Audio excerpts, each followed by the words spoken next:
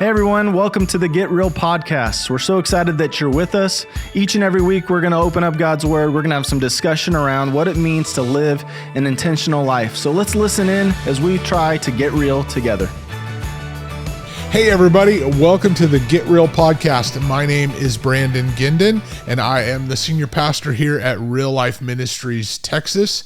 And I am joined here on our podcast with my good friend and ministry partner, Lori Arnold. Hey y'all. And we are so grateful to have you part of this. And I want to welcome you if this is your first time joining our Get Real podcast, and would encourage you that if you have been following us, if this is your first time or you have seen every single podcast, that you would share it with your friends and to get the message out that Lori and I are talking about and we discuss together. Because on this podcast, what we have really cared about from the very beginning is being able to take real life topics and be able to discuss them, and what does God's word say, and what does it look like as a follower of Jesus to walk this out.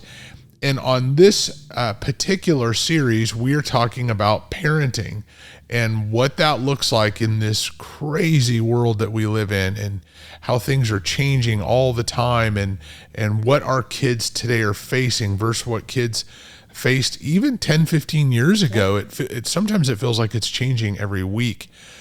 And to understand that there's a spiritual war going on, and there's an enemy that is after our kids, our families, our marriages. And so what we want to do in just a very real way, discuss these topics that swirl around being a parent in today's world. And so on our last episode, we talked about social media. And again, we'd encourage you to go back and watch that. And Lori, I just loved hearing some of the things that you and Kevin have navigated, and how you've done that with different boundaries and communication with your kids. And so on this episode, what we're going to look at, I think, is another topic that I think parents sometimes have a hard time navigating the boundaries. And what does this look like, especially in our Western culture? And that's the topic of parenting our kids through sports and activities. I mean, it's not just the sports world, it's just the array of activities that our kids are, I think, invited to or feel pressure to participate in. And it seems that there's a feel in the parenting world that we have to have our kids in all these activities, and they can be great. Yeah. But boy, the truth is, at the end of the day, our kids are not going to be held accountable to or tested on their batting averages, or, how well they did at the school play. Yeah. That at the end of the day, our job is to shepherd and parent them to spiritual maturity in their walk with the Lord. And that's the true measure, is our handing off of them to Jesus. And so how do we navigate that in this world of so much activity and busyness? And so I'd love for us to kind of start there again, much like we did on the last episode, just kind of really high level, your thoughts about that, and how you and Kevin have approached this with your kids, because I know they've been busy in activities, and how you've done that. And so maybe get us started there, Lori. All right. I'm going to kind of tie it a little bit back to what we talked about last week with social media. Mm-hmm. I think that is a huge factor in the why as parents we feel sometimes that there's such this pressure to make sure that our kids look a certain way, or are in these activities, or doing these things. Because I do believe that social media has added an additional pressure for parents, and the element of competition, I guess, and comparing, mm-hmm. and it's not healthy, right? And so one of the things that we make sure that we do is we don't care what anybody else is doing mm-hmm. with their kids and what their kids are doing. Yeah. It's great. We will celebrate with you mm-hmm. and with what your kids are doing in sports, mm-hmm. just like the rest of the people, but we have to do what works for us and our schedule, for all the other kids in our home, for us as a couple, so yeah, those are my first thoughts. You always tell me not, to do high level, but I kind of go down. Yeah, it's okay. It's real life, Lori. This is real life. This is real life. Yeah. I think, on a topic that, in our life, our kids played sports, still are, Olivia's, playing softball in college, and Garrett's track in college. And so we're still kind of in it, and navigating that. And one of the issues that I know along the way is we now live in a culture, in the American culture, that once used to honor Sundays, right? That there weren't games scheduled on Sundays. There weren't practices scheduled at 1:00 on a Sunday. That was sacred for families. That's gone. Kids are playing tournaments. Kids are in sport and other music, other activities mid-morning on a Sunday. It doesn't matter anymore. And I've had that question. A lot of people ask me, how did you navigate that? And I'm going to say right now, it was hard as being a pastor, my kids being involved. But there were times that we had to draw some lines, or be able to say, you're going to have to explain to your coach that that's youth group that night, and you're leaving practice early, or sometimes they couldn't participate in something, and that had repercussions. Yeah. We have to be okay with some of that. So I think there's a couple issues. There is the activity itself that they may be in, and the scheduling of it and navigating it. Then to me, there's another issue that is overactivity. If you would have given my daughter Olivia the opportunity and said yes, the kid would have played 10 sports and made up 2 more to be involved in. True story. Right? Everything. She wanted to do it all the time, nonstop, and it would have never complained about any of it. And we had to choke all of that way back for her.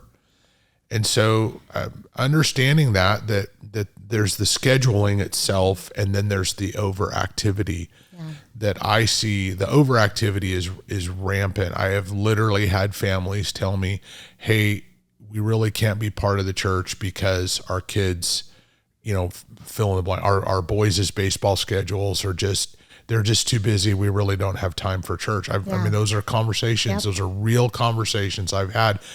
And I step back from that and go, oh my goodness, what does that sound like? Because really you need to say that to the Lord, not to me. You need to be able to explain that, and that just, you can't explain that. Yeah. And so kind of thoughts on some of that as you've navigated one of those, either the schedule or the overactivity. What does that look like for you guys? Yeah. Once again, we know what our capacity is, and there are things, my daughter asked me to join another thing about a few months ago, and I said no. And it was a good thing. And I said, no, we don't have the time for that. I'm not able to take you at that time. Yep. And you already have these things on these 3 nights of the week. Right. What about the other kids? When are we going to take him to taekwondo? And what about the band concerts that he has? Right. So just making sure once again, they're a part of that conversation, and they understand the why, what's going on. That doesn't mean she liked it, but we've had to make those decisions as well. And there have been things and particular sports that our youngest kiddo, Zion, he wanted to get involved in, and we said no because of the commitment that it had, the initial commitment. We're like, that's not going to work. We need to be able to go to church together as a family, so we're not going to be able to do that. So let's pick something else. Right. And there's plenty out there, and I get it that some kids may be better at certain sports than others, or better at different activities, whether it be playing an instrument or, like I mentioned, taekwondo or whatever that looks like. But we are still the parents, and we have to help guide and navigate them through these things, and learning how to have healthy boundaries, and also prioritizing the Lord as number one. Right. So, right. I want to, you said something there, guide and navigate. I think that's such a critical part of this, and a question along the way that Amber and I have had to ask is at the very beginning of, if they're involved, I'll use our context with softball, okay, with both girls playing softball. We had to ask the question, what is the primary reason that they're even involved in this? Mm-hmm. It's a sport. Yeah. It's for fun. It's a team sport that they're doing with other kids. So it's this relational. Mm-hmm. It's not about wins and losses. We're not even getting to there. But this whole part of kind of coaching, training, navigating, I would say this to parents, that to look at this and go, sports are a great teacher of life, mm-hmm. navigating success mm-hmm. and failure, interpersonal relationships, listening to a coach, respecting your coaches, the character development, the all of those things that come with being in the sport, regardless of it. And you can apply the same thing if they're in an orchestra. Yeah. They're working with other bandmates. They have success and failure. They've got to listen to a coach and a teacher and practice. Yeah. It doesn't matter what it is that they're in, of being able to take the elements of life that they are learning, that they're having to work through. You know, for our girls, it was the end of a game, and they went 0 for 4 and struck out 3 of the four times. Mm. And they get in the car, and and I've seen it out on the field, embarrassing, where parents just blow up and yell and scream at their kid. I've told so many parents this: your kid doesn't need you to tell them that they struck out. They're fully aware, and they're embarrassed probably by it. That's the opportunity for you to step in and build in unconditional love, to build in, okay, what did you learn from it? How do I help you navigate this? And not being attached to this as that's your identity. Yes. If they struggled at performance of a song or a band night or whatever, that it's not a reflection of you. Yes. They know if they succeeded or failed. Mm-hmm. And now being able to step in and navigate and guide and coach. And so I say that on the front end. Parenting our kids through sports and activities is stepping all the way back and asking the question, why do I have my kid in this activity? Yeah. What am I trying to get out of it? Why, when they're at 6 years old, am I having them, play t-ball? Mm-hmm. What's the purpose of it? And is it so that they're going to one day play in the big leagues? If that's the goal, that is so misguided. Yeah. I want them to get a college scholarship. Misguided. Mm-hmm. Is that a good thing? Sure, can be. We've been able to experience some of that, but that's not the purpose. Right.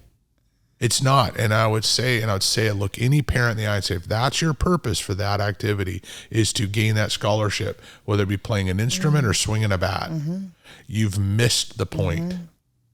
And you've got to back all the way up and go, well, is that what matters? Or is the development of the character of your child what matters? Yes. And that's the goal of this, and them teaching and them learning. Because if we focus there, the scholarship may or may not come. Yep.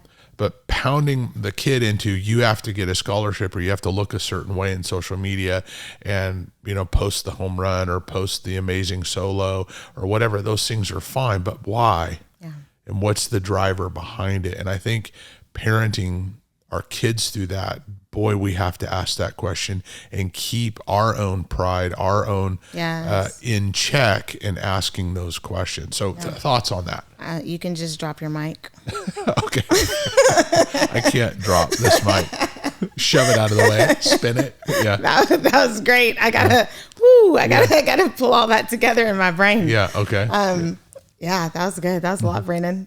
It was great. I can tell it's something you're passionate about. I know that about you too. So yeah, I mean, this is I saw a circumstance. I'll just really quick tell this really quick story. I was watching a girl pitching, and there were multiple Division I colleges there, and in fact, there were 3 major university coaches standing right in front of me. Our daughter was not playing on that field, but many of us knew this kid that was pitching, and she was very talented. and she gave up a home run. And I watched the dad, who was her coach. What does gave up a home run? She was pitching. Okay. She threw a ball, right? The batter hit a home run. Okay. So she gave up a home run as a you. pitcher, okay? Which is a bummer. But I know this, college coaches know that pitchers are going to give up home runs. Okay. They're going to do that. That's part of it. What a college coach wants to see is the next pitch. How does that girl respond? What kind of character and work ethic? That's what they're watching for. Yeah. And when the home run was barely over the fence, the dad, who was her coach, came out of the dugout screaming at her and embarrassed her. It was awful. I was embarrassed. It was terrible. Yeah. But I watched this dad do this, and here's the worst part. I watched 3 coaches put all their stuff in their backpacks, put their backpacks on, and leave. And they didn't leave because she gave up the home run. They watched a parent absolutely embarrass their child and know, as coaches, I don't want anything to do with that. Yeah. I watched it and I went, that is to me, the epitome of what we want to avoid. Yeah. Does that girl know that she missed that pitch or threw it back? Yeah, she knows. She saw the repercussions of it, but missed an opportunity of how would she respond. I guarantee you the next pitch she threw wasn't from a place of confidence. It was a place from fear, potentially. And so I tell that story because, and it's an extreme story, but to know that dad missed an opportunity to build character into his daughter, to tell her, you're okay, we got you, defense got you, next pitch, you're okay. When she came in the dugout to build her up, he missed it. And that breaks my heart, because when we parent and coach our kids through these difficult trials in life, when they get to be adults, it's one of the things I've learned. It turns out that when they turn age 18, I don't stop being their parent.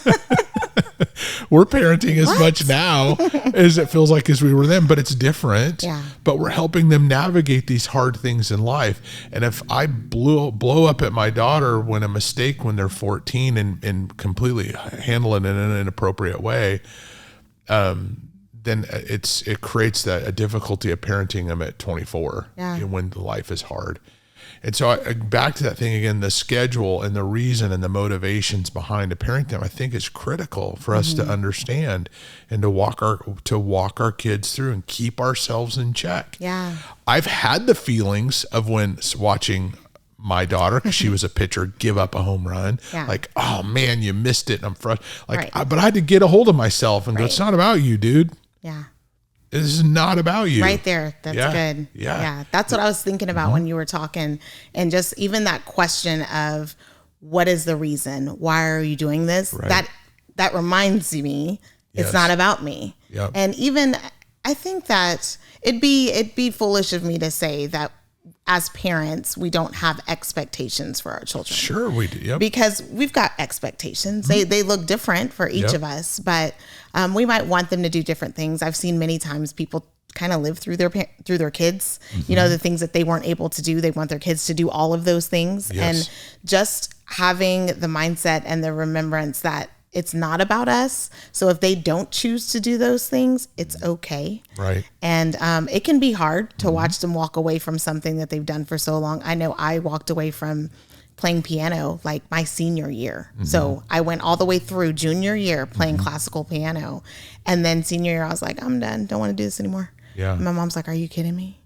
And I can understand a bit better now what she must have felt like. Sure. But at the same time, she said, okay, now I work harder now because of my job that I didn't realize I was actually going to need the stuff that I was using a long time ago. But I do believe that sports and activities are a great way to teach and to help build and develop character, like you mentioned. For sure. And I think, again, so the two things we talked about, there's the schedule, that you're in, and looking at that and then being able to ask that question, why are we doing what we're doing? And is this getting in the way of their walk with the Lord? Am I teaching them things about their walk with the Lord through it? or is it just completely consuming us? Yeah. Nothing of this world should completely consume us other than, our walk with the Lord, should be everything and what we're about. But the overactivity as well. And I think to your point of looking at it and going, is your family out of balance? Remember, we're not our kids' friends, we're their parents. And we have to lead them through it. Yeah. The sports schedule shouldn't be leading our families through life. Even though at times when we're in a tournament on a weekend, it feels that way. True. Right. But seeing the bigger picture and going, okay, we have to have downtime as a family. We have to be able to go, whether it be on a vacation or have the time together as a family, that it's just us and we're not being, chasing sports or whatever those things are, and being in balance and being involved in our churches. Yeah. Whether it be volunteering or there at Sunday morning, our kids and youth group, all of those things that really matter in their development, and those are not being compromised. Yeah. And so I think balancing those things, schedule and overactivity, are critical. And so as we close, any kind of final thoughts you have for parents, word of encouragement to them?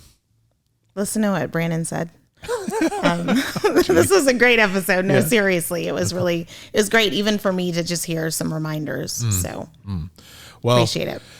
One of the things that Lori, that you talk about is have your people, know your people around you. And that's the thing I would say for all of us is what helped Amber and I is we had people that we talked to that were ahead of us that helped us navigate some of those hard things, because it gets gray and murky, and what does that look like? So encourage everybody to have people around you. Don't do this alone. And remember that when we're parenting our kids through this, at the end of the day, what really matters is us handing them over to the Lord. Yes. That's what should guide us. Amen. So, glad that you all could join us. We look forward to having you all on the next episode. God bless. Hey, thanks for joining us on the Get Real podcast today. My hope each and every week is that you're able to take the content, apply it to your life, that it becomes more of who you are and less of what you do, and that we live an intentional life together. If you're interested in supporting the work of ministry here at Real Life Texas, we'd like to invite you to do that by going to reallifetexas.org/give and supporting us today.